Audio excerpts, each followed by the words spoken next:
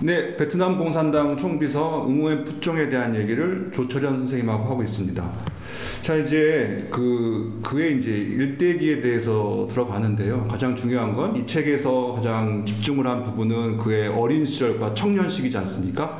가장 이제 곧바로 질문을 들어가면은 응우엔 푸종이라는 인물은 놀랍게도 전 세계 지도자 가운데 굉장히 특이하게 무슨 법학이나 정치학이든 혹은 뭐 공학을 하신 분도 아니고 이 문학을 하신 분이라는 거죠. 저는 이 부분이 가장 흥미로웠습니다. 선생님은 이제 어떻게 이제 이 문학 청년의 그 청년기를 어떻게 보셨는지 궁금합니다. 예, 사실 그 점이 좀 독특한 분입니다. 제가 그래서 이제 이분의 책을 평필 시대, 글을 썼던 시대와 위민 시대와 당서기장을 했던 순웅 시대라는 이렇게 파트를 나눠서 제가 진행을 했는데 이분의 평생 관통하고 있는 것은 문학입니다. 그리고 그래서 이분의 연설문들을 보면 그 민속문학에 대한 인용도 많이 하고 어쨌든 그 이분의 연설이 그래서 부드러운 점이 참 많이 있고요. 또 이분이 스토리텔링 기법을 통해 가지고 청년 공산당원들한테도 뭔가 이 설명하는 기술이 좀 남다르고 그렇습니다. 어쨌든 이분을 관통하는 것은 문학입니다. 이분은 일단 대학부터 먼저 이렇게 또 끊어서 좀 말씀을 잠깐 드리면은요. 네. 63년에 이제 하노이 대학 문학부를 들어가서 67년에 졸업을 합니다만 아주 이 시기가 아까 일부에서 말씀드렸던 그 디엔비엔프 승리로 오랜 동안의 프랑스와의 악연을 끊은 이후에 또 미국과의 이제 제네바 협정에 의해서 북이 17도에서 분단이 되지 않습니까? 그러면서 북남 갈등이 이어지는 과정에서 다시 이제 60년대부터는 미국과의 한미 전쟁 시기가 시작되는데 특히 64년에 이른바 통킹만 사건으로 조작 사건이죠. 물론요. 이 통킹만 사건으로 인해서 미국과의 전면전이 이제 본격화되는 이 시기에 대학을 다닌 불운한 세대이기도 했습니다. 그래서 67년도에 이 사람이 졸업을 할 즈음에 친구들은 하노이 문학부 친구들은 상당 부분이 종군 기자로 전국에 이제 나가게 되죠. 다만 이분만 당원이 되면서 당의 선택에 의해서 당 기관지인 공산잡지 이제 문서부에서부터 직장 생활을 시작을 하는데요. 응우엔 푸종은 고등학교 다닐 때까지 꿈이 저널리스트였습니다. 그냥 기자였습니다. 당 기관지 이런 기자 개념은 아니었고 그 당시에는 평화 시기였고 네. 이제 아직까지 그 전쟁이 본격화되기 이전에 중고등학교를 다니면서 자기가 보건데 세상을 펄펄 날아다니는 기자라는 직업이 그렇게 좋았다라고 어디에다 회고를 하고 있습니다. 그래서 자기는 꼭 기자가 되고 싶어서 이제 하노이 대학 문학부를 가게 됐던 건데요. 네. 이제 운명적으로 전쟁을 맞이하고 그러면서 공산당의 이념은 더 강화될 수밖에 없었고 그러면서 이 사람의 펜때는 공산당 이론가의 길로 가게 되는 문학을 전공했지만 당시 그리고 하노이 문학부 출신들은 베트남의 문단에도 굉장히 기여한 바가 아주 큽니다. 그 당시에 상당히 그 훌륭한 교수님들이 많이 포진해 계셨고 문학평론가라든지요. 그래서 이분들이 종군 기자에서 돌아와 가지고는 상당 부분이 베트남 그 문단 발전에 또 기여를 하는 문학과의 인연은 이분은 좀 그렇게 대학 생활이 시작됐습니다.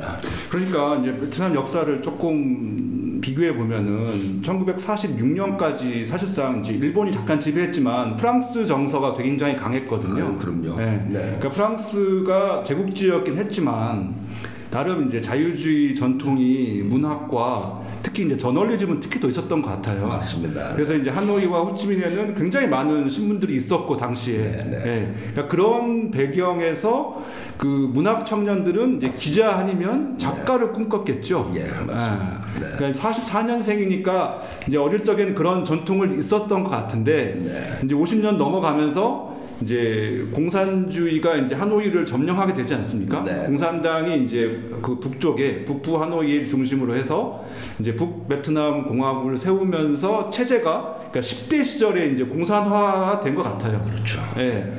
그런 와중에 이제 하노이 국립대에 들어간 거라는 거죠. 맞습니다. 네. 네.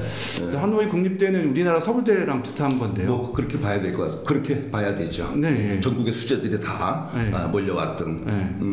그래서 이제 문학을 전공했고 이제 졸업할 때 논문 같은 걸 썼나 보죠. 그 당시에. 예, 맞습니다. 네. 참 그 경우가 아주 굉장히 중요한 대목입니다. 제가 그래서 상당히 그 부분을 자세하게 기술을 했는데요. 그 또흐라는 그 시를 좀 얘기하지 않을 수 없습니다. 우리 한국에 그 또흐 시를 검색을 하더라도 참 많이 안 알려져 있는. 근데 민족문학 저항 시인으로서 또 민족문학을 하는 사람으로서 사실 베트남에서는 이 또흐라는 인물이 굉장히 중요한 인물이었는데 이 또흐를 주제로 이제 하는 논문을 이 사람이 이제 쓰게 됐어요.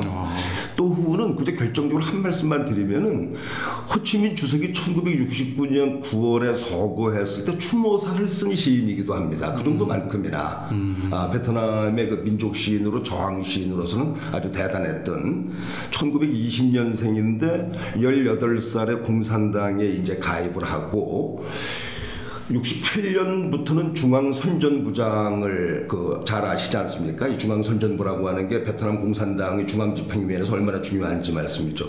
이 68년부터 82년까지 무려 거의 한 20년 가까이 중앙선전부장을 한 뭐 이런 또 사람이기도 한데요. 68년에 또흐의 그 민속 문학에 나타난 풍미라는 이런 그 논문을 쓰게 되면서 이 사람의 평필 시대가 당으로 본격화되기 시작하는 이런 인연이 있습니다.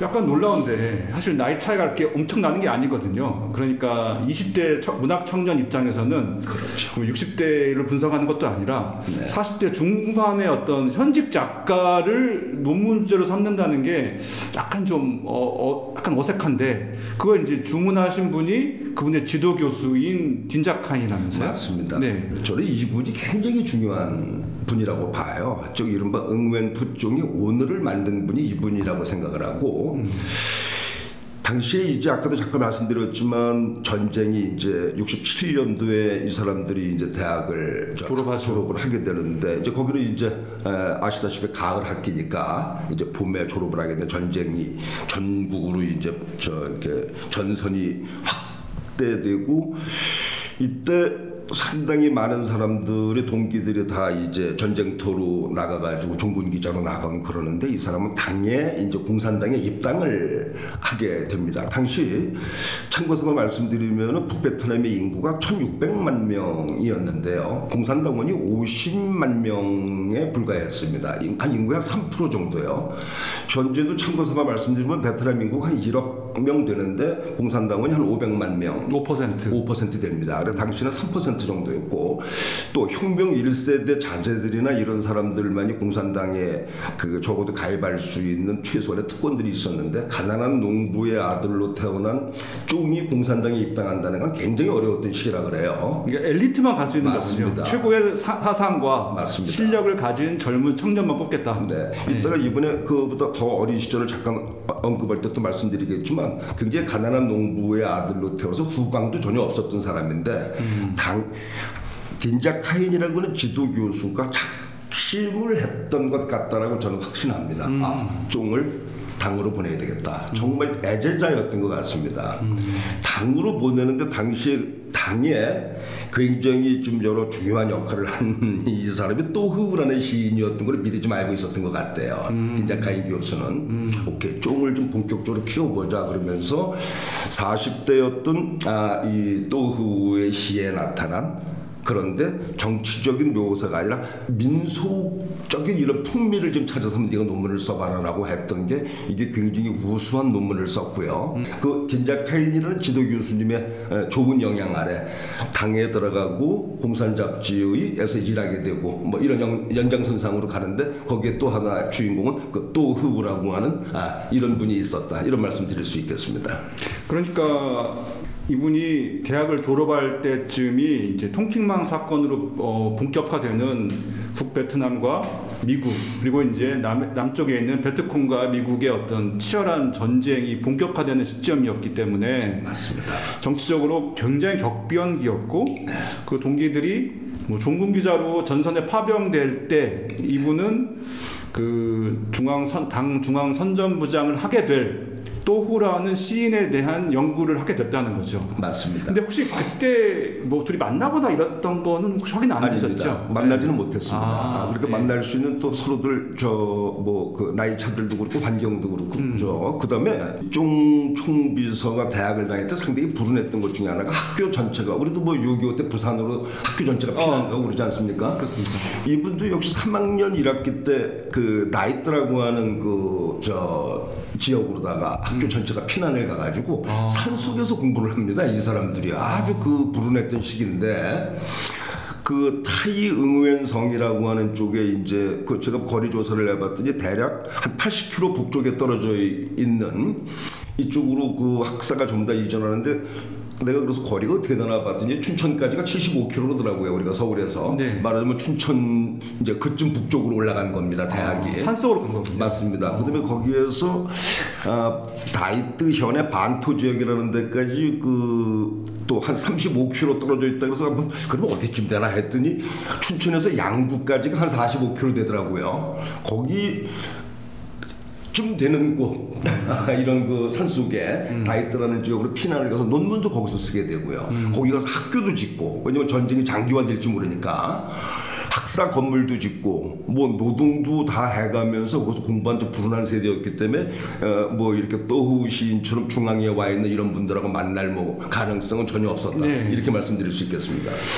또후의 비엣박이라는 시를 하나 적어주셨는데 네. 대단히 정치적이진 않고 하지만 베트남 땅에 대한 네. 부모님, 우리 형제 자매들, 자연에 대한 얘기를 이렇게 적어놨네요. 네. 예, 맞습니다. 이 시가 아주 그래서 이제 이걸 중심으로 논문을 이제 쓴 거죠. 이 시를 중심으로요. 특히 비엣박이 그 당시에 아주 그 애송시였고, 그래서 이 얘기하려면 상당히 이제 깁니다만 아마 책에 좀 자세히 소개를 해놨습니다. 혹시 논문도 읽어보셨습니까? 네. 그러셨어요? 네. 그 논문 찾을 수가 있어요?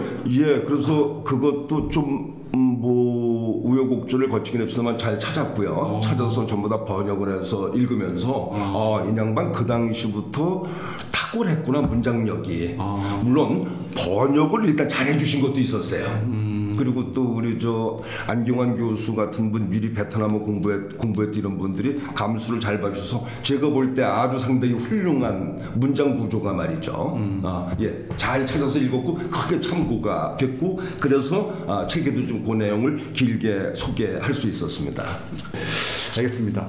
그러면은 이제 그분의 이제 어린 시절을 잠깐 좀 짚고 이제 중년으로 가야 되니까 잠깐 어린 시절로 가겠습니다.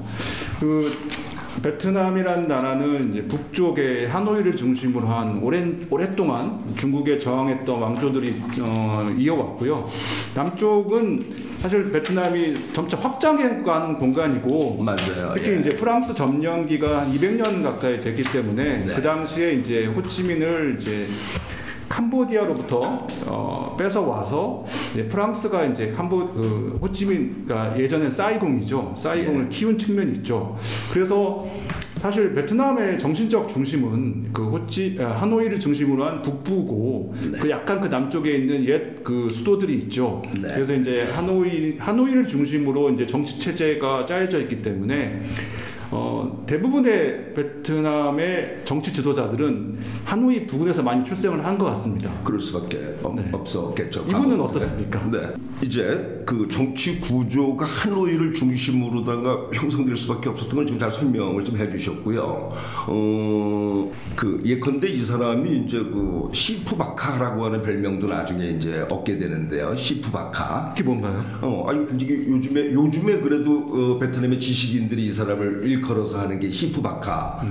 이게 이제 바카 지방의 선비라는 이야기인데 우리가 흔히 얘기하는 바카 지역을 다 바로 북베트남 전체를 아우른다 이렇게 보면 즉 절개 있고 지조 있고 불의에 도전하고 우리 과거의 의병처럼 용기 있고. 그러니까 시푸는 사부군요. 사부. 그렇습니다. 사부. 흔히 이제 선비. 예. 그래서 요즘에 그 불타는 용광로 저 부정부패 척결에 나서는 이 부분으로 인해서 별명이 시푸바카라고 하는 이제 별명을 좀 얻게 되는 영예를 가져요. 쫑서기장이요. 자, 이 부분을 왜 설명을 드렸냐면 아까 그 북부지방 중심의 이제 그 하노이의 정치 편제과 전통적인 이제 이걸 좀 물으셨길래 제가 그걸로 대신을 하느라고 이 말씀을 드린 거고요. 어린 시절이 이제 바로 하노이 인근인 동아인현이라는 데서 이제 성장하게 되죠. 수도권 시민이죠, 말하자면. 예. 그래서 거기까지만 말씀드릴까요? 다른 질문도 있으시면.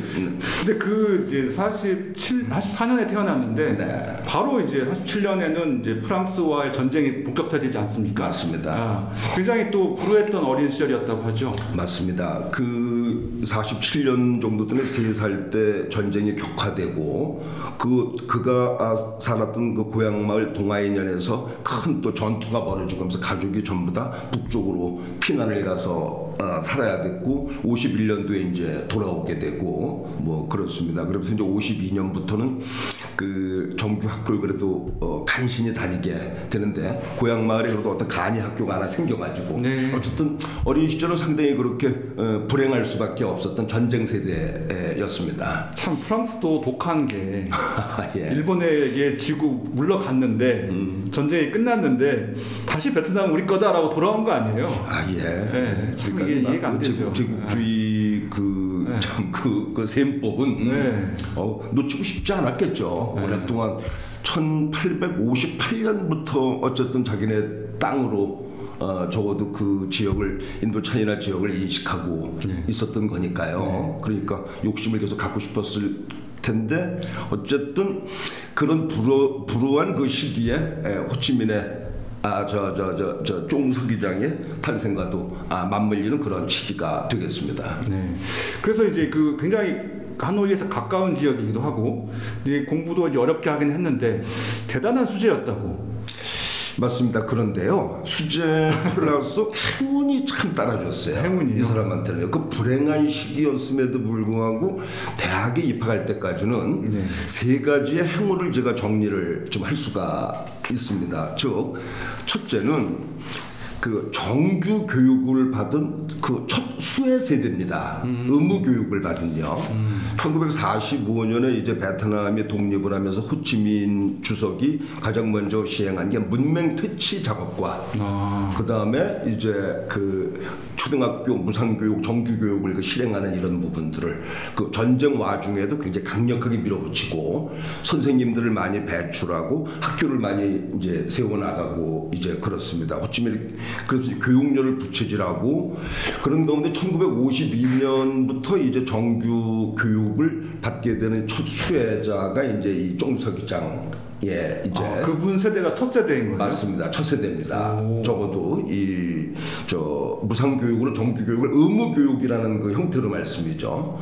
그러니까 동아인현 라이다 마을이라고 하는 작은 마을에까지도 이른바 간이 그 교실이 그 생길 정도로 말씀이죠. 그건 이제 공산당 체제에서 한 거죠. 그렇습니다. 그러니까 공산당 체제의 수혜자긴 하군요. 맞습니다. 그리고 당시에는 잘 아시다시피 호치민 주석의 그 영향력이 그 사람이 공산주의자였든 민족주의자였든 간에 절대적일 수밖에 그 없었던 시대에 독립을 일궈낸 지도자였고요. 프랑스로부터. 자, 아까 그 행운이 연속해서 세 개가 따라줬다 이 말씀을 잠깐 드린다면 우선 정규교육을 받을 수 있는 환경이었고요. 두 번째는 아까 일부에서 말씀드렸던 것처럼 디엔비엔프 승리로 모처럼 평화 시기에 청소년기를 지낼 수 있었다. 전쟁이 없는 최근 100년 내 가장 평화 시기에 초등학교와 중고등학교를 마칠 수 있었다는 것은 이 사람한테서는 굉장한 행운이었습니다. 세 번째는 요건 참 정말 그 아주 운명적으로 찾아온 그 행운이었는데 초등학교를 졸업할 무렵에 그 동네 마이럼이라고 하는 동네 학교가 있었는데 그 마이럼 지역에 제방뚝이 크게 무너지면서 제방뚝이 무너지면서 이 사람이 그 이런 예를 하나 들어볼까요? 그 여기 이제 서울 우리 중심에 있습니다만 하남시쯤 살았다고 보면 됩니다. 예, 동아인현이. 그러니까 강에 가까운. 예, 하남시쯤 살았는데 그래서 광주 쪽으로 원래는 학교가 그쪽으로 가야 맞는 거였어요. 네. 근데 그쪽에 광주 쪽으로 가는 제방뚝이 무너지는 바람에 천호동쯤으로다가 강을 건너서 뭐 어디쯤 될까요? 왕십리쯤 됐나? 아무튼 강을 건너서 들어오게. 서울 시내로. 들어온 겁니다. 서울 시내로요. 예. 이게 자럼이라는 지역으로 현재는 롱비엔 쪽이 롱비엔인데 롱비엔으로 이름이 바뀌었으면 과거에 자럼이라는 데로 중학교를 글로 올 수 있게 된 것이 제가 그때 그래서 제 책에서 도강이라는 표현을 썼습니다만 이 두옹강이라는 이 두옹강을 건너서 자럼 지역으로 이 사람이 그 중학교를 지나가게 됐다는 것은 두고두고 이것은 행운이 될 수밖에 없는 거였고, 네, 방린이라는 지역으로 시골로다가 가는 그 진학과 저희 때 하나 말씀을 드리면 저는 그 굉장히 시골에서 컸습니다만 서울로 그렇게 학교를 오고 싶었지만 못 왔어요. 인구 제한 그 정책이 있어가지고. 요즘이야 많이 이제 전국 평준화가 됐습니다만 우리나라 같은 경우요. 어쨌든 그 베트남 그 당시에 수도로다가 들어오느냐와 지방으로 가느냐는 굉장히 미래에 있어 큰 차이를 보일 수. 그러니까 하노이 국립대에 오게 된 배경이군요. 쉽게 얘기해서. 이게 행운이 그 제방뚝이 하필 그때 무너졌었는데 제방뚝이 어마어마하게 크게 무너져서 그랬는지 당시 연전 신문 자료를 봤더니 호찌민 주석이 거기 가서 공사하는 사람들 뭔가 격려도 했을 만큼 그 제방이 크게 무너지면서 방린이라는 데로 원래는 진학을 했어야 됐는데 말하자면 아까 예를 하나 든 것처럼 광주 쪽으로 갔어야 됐는데 강을 건너서 이쪽 수도로다가 오게 됐던 것. 이게 그 강은 두옹강이라는 강이었고요. 두옹강에서 하나 다시 건너야 잘 아시면 우리 홍강을 건너야 이제 하노이이긴 합니다만 그 당시에도 이 자럼이라는 지역, 두옹강 건너편 자럼이라는 지역도 하노이 시로 편입돼 있었던 상태였는데 어쨌든 글로 그 고등학교, 중등학교를 지나겠다는 것은 굉장히 행운이었다. 그 세 가지 행운이 그래도 그의 청소년기를 관통했던 하나의 유쾌한 그분에게 있어서는 하나의 기억일 겁니다. 사실 청소년기는 뭐 사상성을 우리가 검증할 수 있는 기간은 아니니까요. 그렇죠. 중요한 건 아니고 이제 얼마나 그분이 그 당시에 예를 들어서 어떤 배경이 컸냐가 중요할 것 같아요. 맞습니다. 이제 그 당시 특히 50년대 시기는 북부는 호찌민 중심으로 체제가 바뀌고 있었고 남쪽은 이제 남베트남은 이제 우리가 잘 알고 있는 응호딘지엠 맞습니다. 응호딘지엠의 남베트남이 미국의 지원을 받아가지고 활발하게 이제 자본주의를 발전시키고 있었기 때문에 그랬죠. 그 양 북베트남과 남베트남의 체제 경쟁 시기였기 때문에 아까 그런 게 있었을 것 같아요. 토지 개혁도 하고 교육 개혁도 하고 이제 어떻게 하면은 이제 인민들한테 어느 쪽이 더 잘 주느냐라는 경쟁이 있었는데 한때는 남베트남도 굉장히 발전했죠. 그때는. 그랬었죠. 그래서 이제 그런 어떤 체제 경쟁이 있었고 동시에 이제 프랑스가 전쟁에서 하나씩 지면서 이제 북베트남 쪽이 체제가 안정화되는 시기였죠. 그 시절에 그래도 청소년기를 보낼 수 있었던 거는 그 뒤에는 뭐 잘 아시다시피 대학 때는 베트남 전쟁 또 그 뒤에 통일 시대 그다음에 또 79년부터는 인도차이나 3차 전쟁에서 중국과의도 전쟁이 있고 또 80년대 초에는 세계 최빈국으로 떨어진 적도 있었고 도이모이 직전까지는 말씀이죠. 상당히 사실은 편치 않은 시기였는데 그 10년은 정말 그래도 온전한 그런 시기에 평화시대에 10대를 보냈군요. 맞습니다. 거기다가 이제 수도로다가 중등학교까지 진학하게 되고 또 거기서 수재로 1등을 하고 선생님들의 사랑받고 그다음에 너는 그 하노이 국립대를 꼭 진학을 해라라고 하는 선생님들의 그런 권유도 있고 그럼 나는 기자가 돼야 되겠다. 그러면서 문학을 전공하기 시작했고 이것이 54년부터 이른바 대학에 들어가기 이전 63년까지의 행복한 시기였다 이렇게 볼 수 있습니다. 그래서 이제 10대는 지나가고 아까 말씀하신 대로 대학에 진학을 해서 우연치 않게 이제 우수한 학생이 돼서 이제 당원 추천을 받아가지고 예를 들어서 하면서 네. 엘리트 길을 걷게 되는 건데 맞습니다. 말씀하신 대로 그분은 기자 꿈을 버리지 않았나 봐요. 어떻게 운이 좋게도 이제 기자가 되고 공산 잡지 기자가 된 거죠. 그렇죠. 예. 그것은 아까 말씀하신 대로 교수님과 네. 그를 그가 연구했던 또후의 어떤 영향이 있다는 말씀이신 거죠? 맞죠. 그렇게 해석할 수 있고 뭐 제 해석이 좀 거의 맞을 거라고 봅니다. 그 통키방 사건으로 인해서 이제 전국이 나라 전체가 이제 전화에 휩싸이게 되는데요. 60년대 중반에는. 네. 근데 그분은 이제 공산 잡지 기자로 이제 발령을 받게 됩니다. 맞습니다. 대학을 졸업하자마자. 네. 이게 공산 잡지 기자 이거 어떻게 봐야 될 건가요, 우리가? 그러니까 말 그대로 당 기관지고 베트남 공산당의 입이죠. 뭐 잘 아시는 이제 중국의 인민일보 같은 경우 격이 베트남에는 연전신문이라고 하는 이제 그 당 기관지가 일간지로 나오는 게 있고요. 잡지로서는 이게 유일하게 공산주의 저널이라고 하는 이제 이 잡지가 있고 뭐 이제 그다음에 또 국영 방송이 있고 이제 뭐 이런 언론이라는 것은 상당히 중요한 문제니까 말이죠. 당의 이념을 전체적으로 좀 선전 또 뭐 선동이라는 표현도 쓸 수 있겠죠. 선전 선동하는 데 있어서는 대단히 중요한데 어쨌든 이 사람은 이 공산 잡지 문서부에서 처음 이제 일을 시작을 합니다. 자료조사 우리 신문사로 치면 자료실 같은 데서 자료 정리를 하고 그러는데 68년도에 입사한 지 얼마 안 돼가지고 68년 11월 호에 이 공산 잡지에 대학에서 썼던 이 졸업 때 썼던 이 논문이 공산 잡지에 실리게 됩니다. 이게 또 전환의 또 결정적 계기였다 이렇게 볼 수. 모든 것들이 아마 제가 볼 때 좀 이 사람을 키우기 위한 어떤 전략적인 무언가 장치들이 작동한 것 같다라는 느낌을 갖지 않을 수가 없습니다. 당시 또후는 이제 중앙선전부장 자리에 있었습니다. 당시에는? 네, 당시 68년도에. 그건 또후의 직원이 된 거네요. 쉽게 맞습니다. 그렇게 된 겁니다. 그런데 거기에 야 네가 대학 졸업 논문으로 쓴 거 굉장히 훌륭하더라. 이거 우수하더라. 그 당시 편집장이 또후에 이 어쨌든 이 대학에서 쓴 논문을 요거 조금 더 수정하고 요거 좀 더 보완해가지고 우리 잡지에 실자.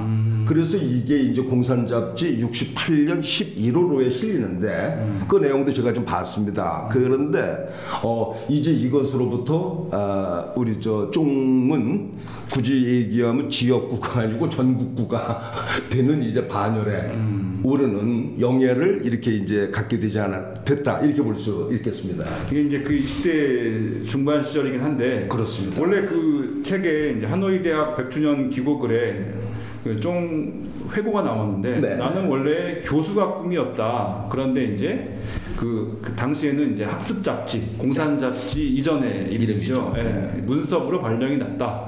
굉장히 아쉬웠다. 하지만 당의 명령이니까 따른다라는 표현이 나오는데 그때만 하더라도 이 문학가의 길을 좀 포기하지 않았나 봅니다. 그 당시에는 해도. 예, 그 제가 사실 저한테 굉장히 결정적으로 많은 그래도 도움이 된 게 지금 바로 읽어주신 그 2006년이 하노이 대학 100주년이었는데 그 하노이 대학 100주년에 그래도 당시 이제 쫑이 서기장은 아니었고 국회의장도 아니었던 시절에 하노이 당 비서 출신일 때니까 조금 편하게 많이 이 쫑을 다뤘더라고요. 이 100주년 이른바 학보에서 말씀이죠. 대학의 학보에서 100주년 기획기사로 우리 학교를 빛낸 백인의 인물 뭐 그런 편이 있습니다. 거기에 쫑도 이제 소개가 되면서 어린 시절 얘기부터 대학 시절 얘기 이런 것들이 나오는데 그걸 제가 찾아냈을 때 이 줄기를 쭉 잡아가는 거에 큰 도움이 됐고 그거 발견해낸 날 와인도 좀 맛있게 먹었습니다. 파티했습니다 제가.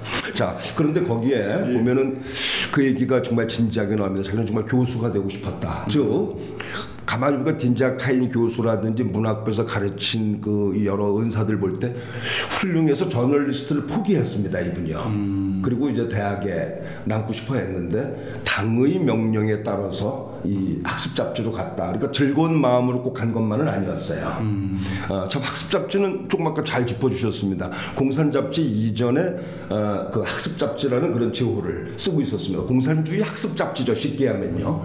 그러니까 정리를 하자면은 사실 그 굉장히 평범한, 사실 모든 위인들의 어린 시절은 평범합니다, 다. 네, 평범하고 이제 그분이 어린 시절을 어떤 그 전쟁 혹은 평화 시대를 거치고 이제 하노이대 문학부에 진학을 하면서 원래 가졌던 작가 혹은 기자로서의 꿈을 갖고 있다가 결국 이제 문학인이 아닌 기자로서의 길을 갖게 됐는데 시대적 상황이 그 분을 둘러싼 시대적 상황이 그 공산당 이념을 이제 전파해야 되는 엘리트들이 들어갈 수 있는 최고의 이제 매체로 발령이 난 거죠. 그러면서 그의 어떤 인생의 이제 본격적인 어떤 그 정치 기자 혹은 이제 그 당의 선전선동의 이론을 책임지는 어떤 매체의 기자가 됨으로써 어떤 그 성공의 어떤 발판이 열렸다고 볼 수 있겠네요. 그렇습니다. 사실은 우리도 보건대 1970년대의 공화당 당보라든지 말이죠. 당시에 저 김삼웅 선생 같은 분이 주필로 있었던 민주당 당보 같은 거 굉장히 똑똑한 분들이 들어가서 만들었어요. 우리는 뭐 이 당보라는 거가 그 당시에 매체적인 기능도 아주 굉장히 중요하게 갖고 있었고 말이죠. 하물며 베트남 공산당 같은 경우는 정말 당의 입장을 대변하는 그런 하나의 통로고 우리로 말하자면 요즘에 랜선인 셈이었던 거니까. 유일한 매체. 그렇습니다. 정말 저 서부전선부터 동부전선까지 산악지대까지 전쟁터로 전부 다 그게 배달돼 가지고 읽고 이념을 강화하고 그 힘으로 전투를 벌이고 미국과 말씀이죠. 뭐 이랬던 시절에 어쨌든 그 쫑의 역할이 하나의 이제 펜대로 그 시대를 풍미한 사람이다. 우선 이렇게 정리할 수 있습니다. 네. 그래서 그 평범한 그 문학 청년이 정치인으로 성공하기 위한 첫 단계에 들어가는 데까지 설명을 했습니다. 그래서 3부 정치인 응우엔 푸쫑에 대해서 잠시 뒤에 알아보도록 하겠습니다. 감사합니다. 고맙습니다.